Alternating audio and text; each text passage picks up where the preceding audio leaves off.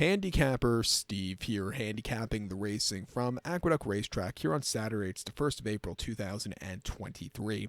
Gonna look at the 8th race from Aqueduct, but before I get on to that, remember to please follow me on Twitter at HorseRacingKid5 for more selections for race courses around the world.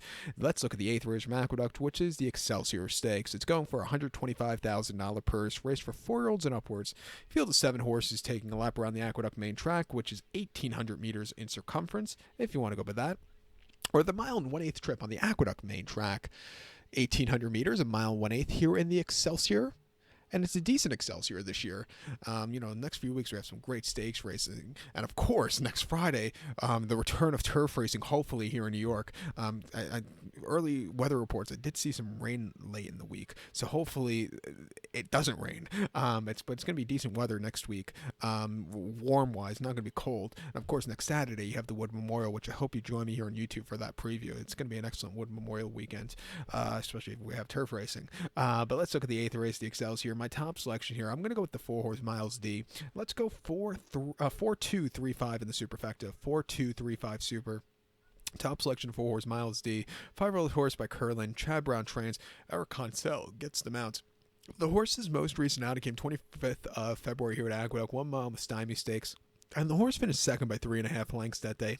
Repo Rocks, who's a great horse over the winter here at Aqueduct, really took off clear. This horse stalked. He had lead. Repo Rocks got to him. What can you do? He just couldn't keep up, but he ran his heart out here. Going to a mile and 1/8 could be so forwardly paced, should stay the trip well, and I think he could find the winner's circle again today quickly off the bench.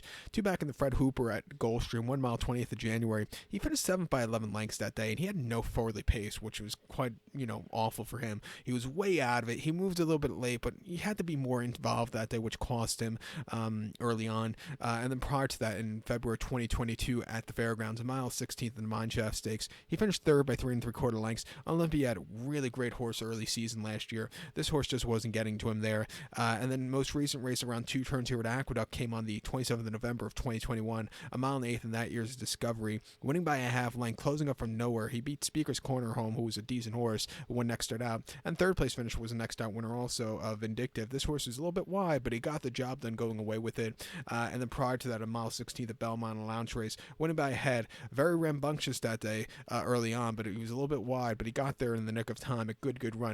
Back to the longer trip, I think he could definitely get the job done. At 5-2, I'm going to use him. The 2-horse Law Professor wouldn't surprise me if he wins for Albatross and Manny Franco.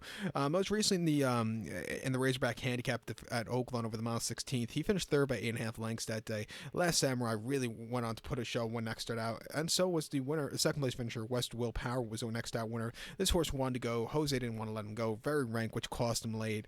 Before then, the Queen's County here at Aqueduct in early January over the mile 8th, he won by 7/4 lengths, and he was a little bit wide that day, and after not the best beginnings, but when he got to the front end, he took off clear. A very good race there, and then he got beat by better horses in the Brewers Cup Dirt Mile.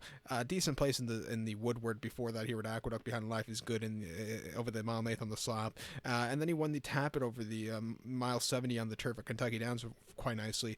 Been running high 90, mid to high 90 buyers recently. That could definitely win against these horses. 7-5, we'll use him on the ticket also. But to recap my selection for the 8th from Aqueduct, it is the Excelsior here in the Excelsior State. Let's take the 4-horse Miles D. Give kudos to the 2-horse Law Professor.